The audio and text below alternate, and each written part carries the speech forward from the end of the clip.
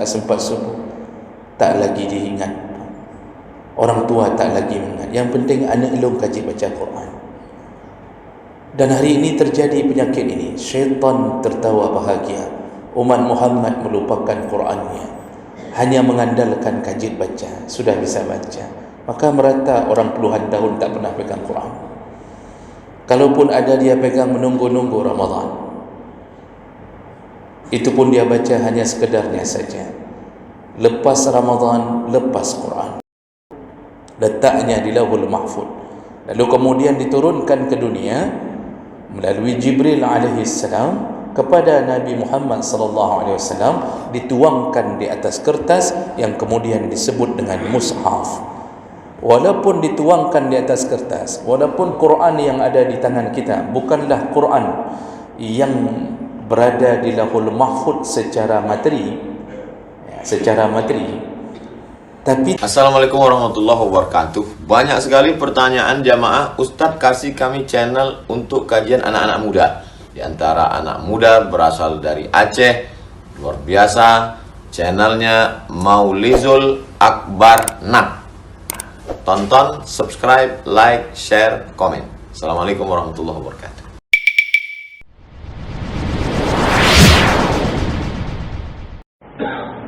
Assalamualaikum warahmatullahi wabarakatuh.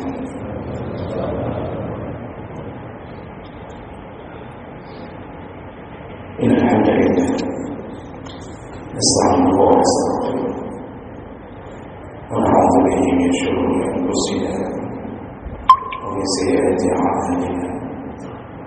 Man yahdihillahu fala mudilla lahu wa man yudlil fala hadiya lahu. أشهد أن لا إله إلا الله وحده لا شريك له وأشهد أن محمدا عبده ورسوله الكريم. اللهم صل وسلم على نبينا وسيدنا المصطفى محمد وعلى آله وأصحابه أجمعين. أما بعد، رب اشرح لي صدري ويسر لي أمري واحلل عقدة من لساني يفقهوا قولي. Selanjutnya ya Allah, kemudian salawat dan salam pada Rasulullah, pada keluarga dan seluruh sahabat-sahabatnya. Bapak Ibu jemaah salat subuh yang Allah muliakan insyaallah. Kita masih melanjutkan pembahasan tentang amalan-amalan yang ringan tapi menuai pahala yang sangat besar. Di pertemuan yang lalu kita sudah sampai pada perkara yaitu tentang mengunjungi orang yang sakit. Amalannya ringan, hanya datang sejenak, mungkin cuma setengah jam, mungkin pun hanya dengan modal hadiah atau sedikit 20.000 rupiah yang kita berikan. Tapi Nabi mengatakan 70.000 malaikat mendoakan orang yang menjenguk orang sakit. Kalau dia datang dari pagi, maka didoakan sampai maghrib. Kalau dia datang dari waktu maghrib, maka didoakan sampai datangnya subuh. Dan dia ketika tapak kakinya berada di tempat orang yang sakit, kata Rasulullah, dia sedang berada di taman-taman surga. Artinya ada jaminan bahwa dia akan mendapatkan surga. Begitu besarnya pahala amalan yang ringan, yaitu mengunjungi saudara kita yang sakit. Baik, kita lanjutkan berikutnya.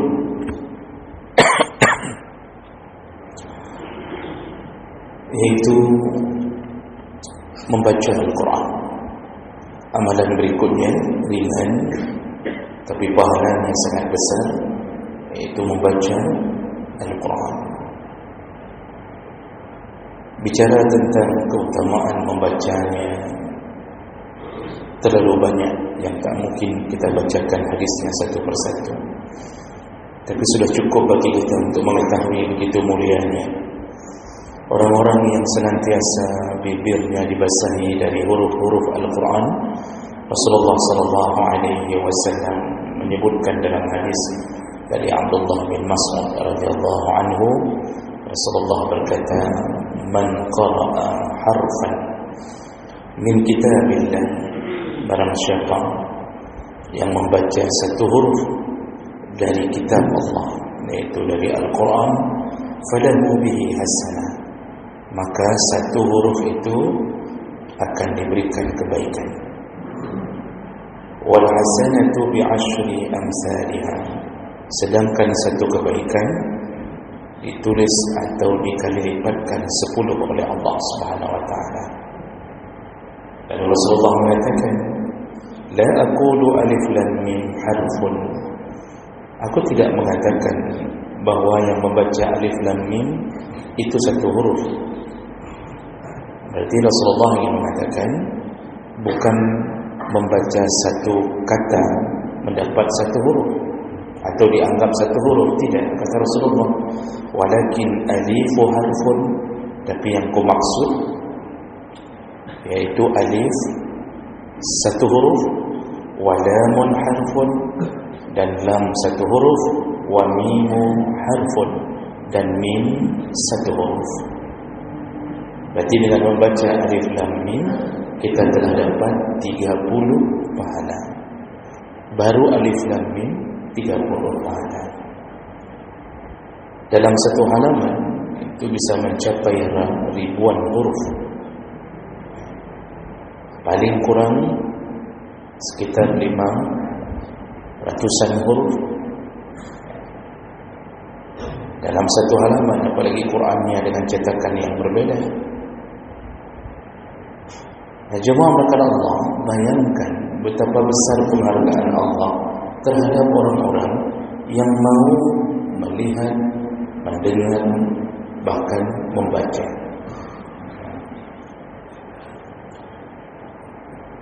Dan inilah yang ditinggalkan oleh umat Muhammad hari ini. Mendekati akhir zaman terutama, umat Muhammad disibukkan dengan membaca Quran, tidak lagi membaca Quran. Padahal tidak ada pahala, itu hanya pekerjaan mubah. Apalagi yang dibaca hanya menambah kerusakan hati kita. Dan kita habiskan waktu sampai seluruh halaman Quran kita baca. Tidak ada satu huruf pun yang tertinggal, sampai iklan pun tak kita lewatkan. Tapi kita merasa nyaman, duduk berjam-jam, kita bolak-balik Quran tersebut, tak ada pahalanya. Lalu orang-orang meninggalkan Qurannya. Ada satu prinsip di kalangan kita, bahkan orang-orang Aceh pun telah mengalami ini, bahwa yang penting bisa baca Quran.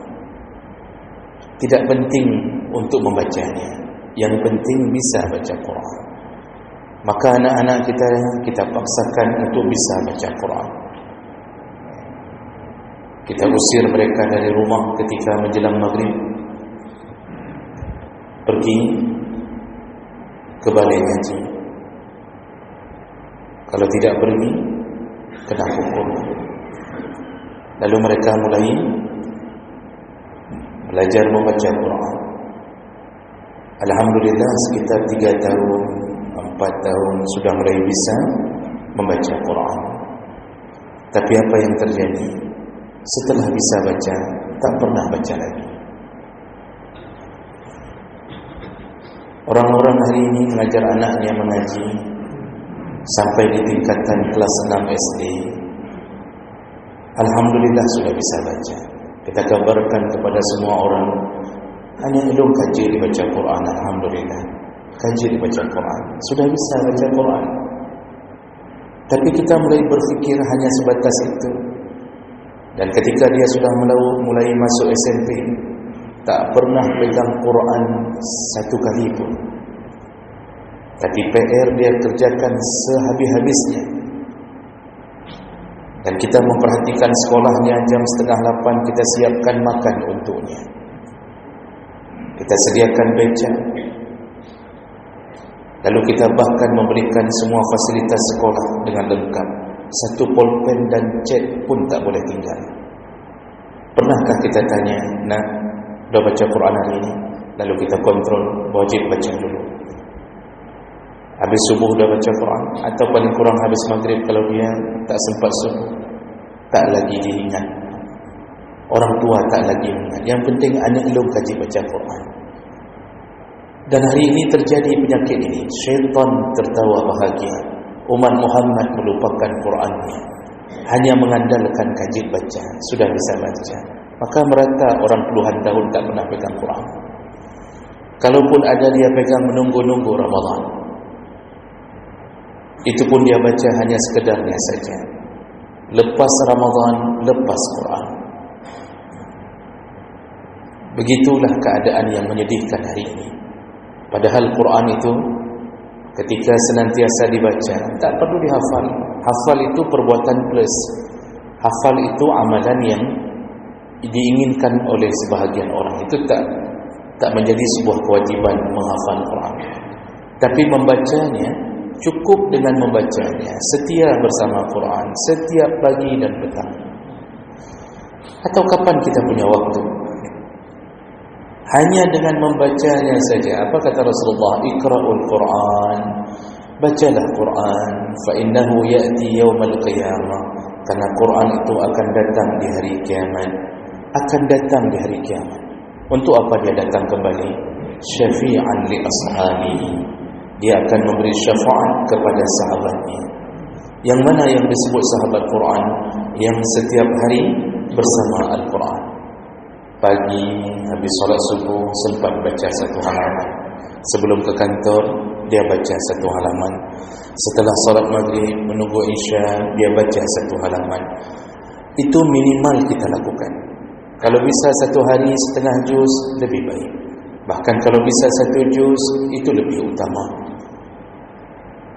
Orang-orang dahulu apapun ilmunya, apapun yang mereka lakukan, tetap Quran bersama mereka. Dalam Ramadan mereka mengejar lebih hebat daripada hari-hari biasa.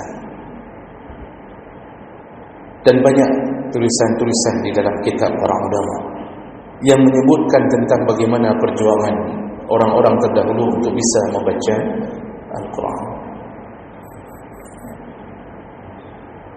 Imam Abu Qatadah dalam riwayat disebutkan beliau setiap hari mengkhatamkan Quran. Uthman bin Affan setiap hari mengkhatamkan Quran, setiap hari tanpa menunggu Ramadan. Jadi hidup mereka itu kalau tidak disibukkan dengan yang lain, mereka berusaha hari itu dia khatamkan. Bayangkan. Maka tak heran seorang Imam Syafi'i ditulis oleh Siyar dalam kitab Siyar A'lamin Nubala. Imam Zahabi mengatakan Imam Syafi'i membaca Quran luar biasa, tapi begitu datangnya Ramadan semakin dahsyat semangatnya sampai 60 kali khatam. Ramadan 60 kali khatam. Itu seorang ulama besar, bukan ulama biasa. Itu mujtahid. Mujtahidnya pun bukan mujtahid level 5, mujtahid mutlak level 1, yang bisa memahami Al-Quran dan Sunnah dengan ilmunya. Kita hari ini baru taubat umur 45, baru baca Quran sekitar 2 tahun, sudah merasa tak perlu lagi mengikuti pandangan mazhab Syafi'i, tak perlu lagi bermazhab, kan lebih cara ngedanya daripada awalnya. Padahal mujtahid bukan dulu maksiat, baru taubat tapi sudah merasa paling hebat. Ini penyakit orang yang merasa seakan-akan dia bisa menemukan kebenaran-kebenaran tanpa harus berguru. Ini imam besar baca Quran sampai 60 kali khatam. Subhanallah. Cuma mereka Allah, kenapa mereka melakukan itu? Karena mereka tahu begitu hebatnya Allah memuliakan orang yang hidup dengan Al-Quran. Sampai dalam salah satu hadis Rasulullah mengatakan kepada sahabat, di dunia ini, di atas permukaan bumi ini, kata Rasulullah, ada keluarganya Allah. Sahabat heran, kenapa ada keluarga Allah? Bukankah Allah tidak beranak dan juga tidak diperanakkan? Tapi Nabi menyebutkan di atas permukaan bumi ada ahlullah, ada keluarganya Allah. Lalu sahabat bertanya, siapa yang dimaksud dengan keluarga Allah ya Rasulullah? Lalu Rasulullah mengatakan, yaitu ahlul Quran, yang hidup dengan kalam Allah. Dia hafal, dia baca, dia hafal, dia pelajari, dia renungkan hidupnya bersama Al-Quran. Nah, ini adalah keluarga Allah.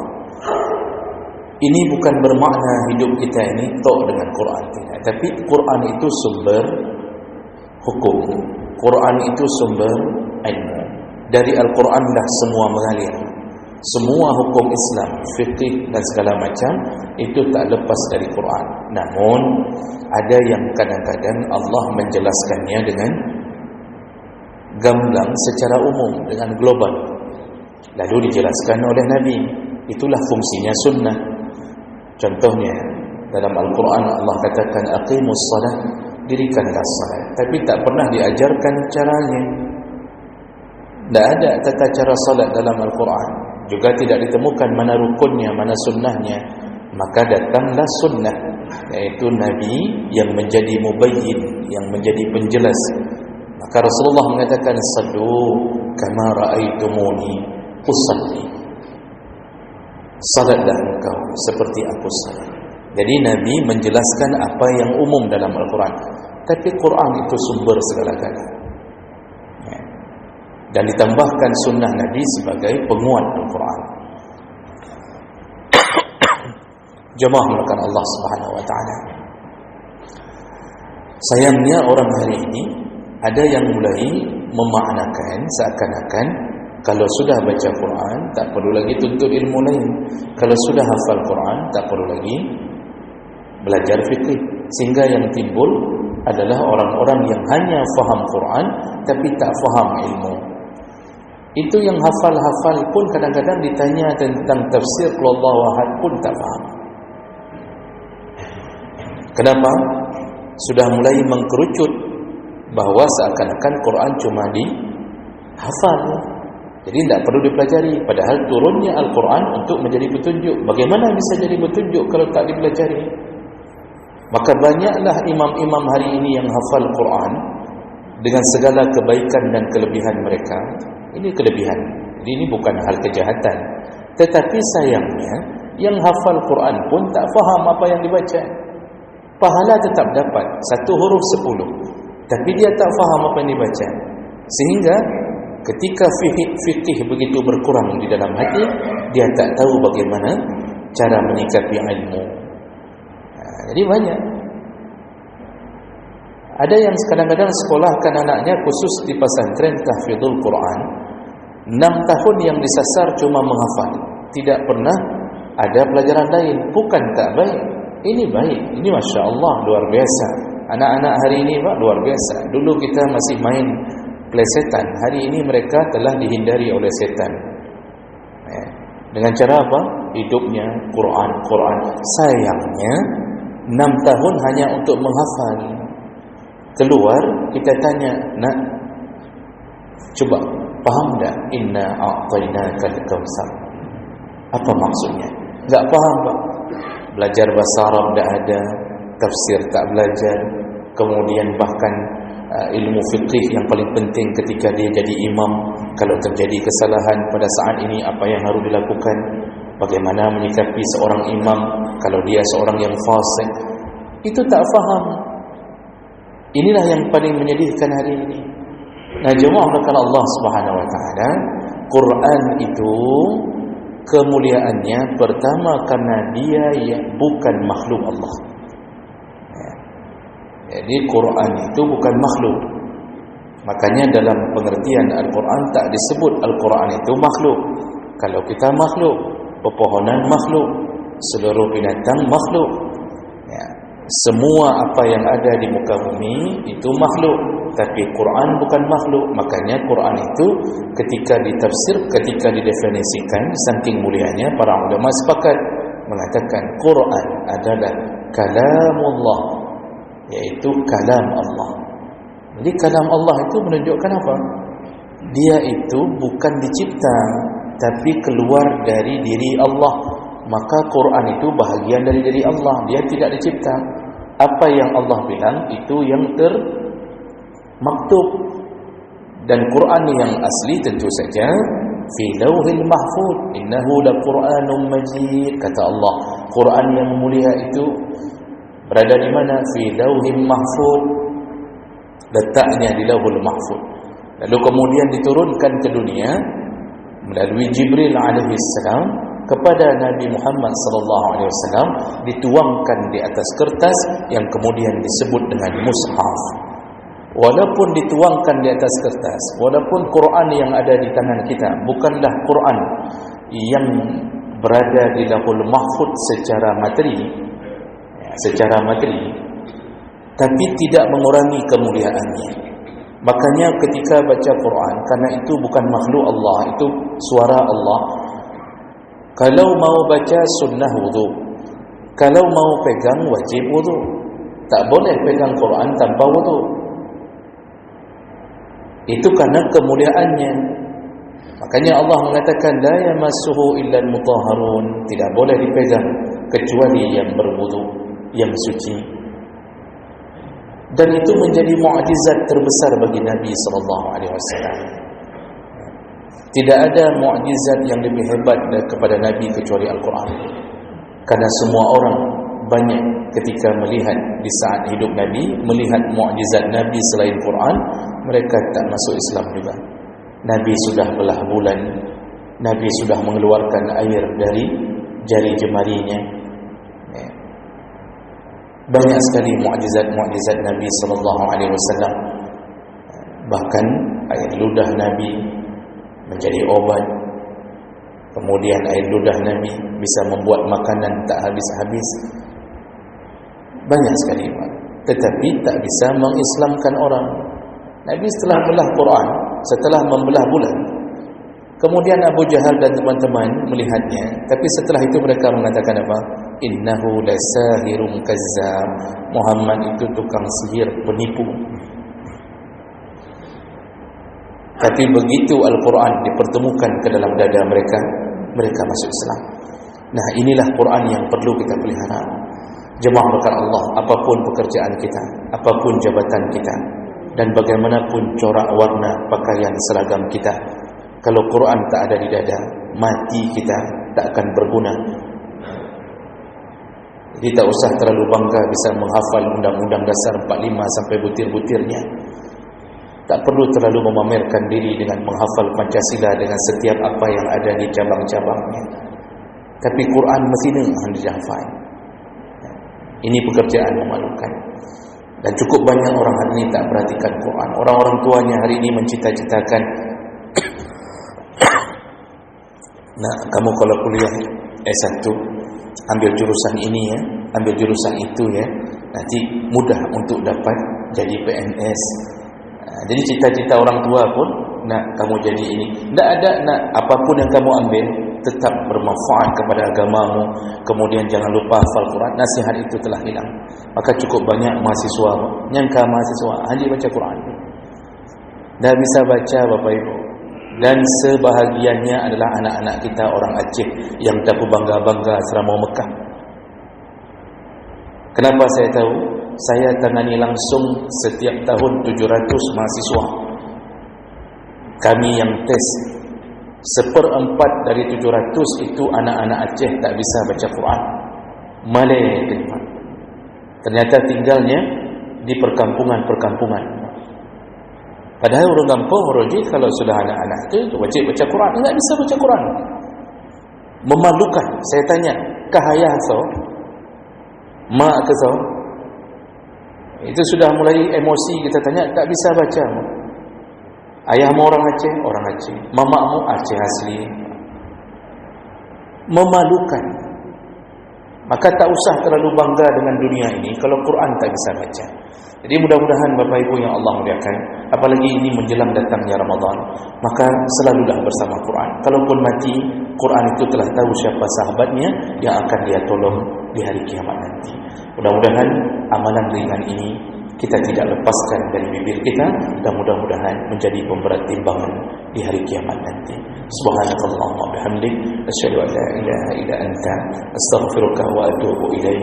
Wassalamu alaikum warahmatullahi wabarakatuh.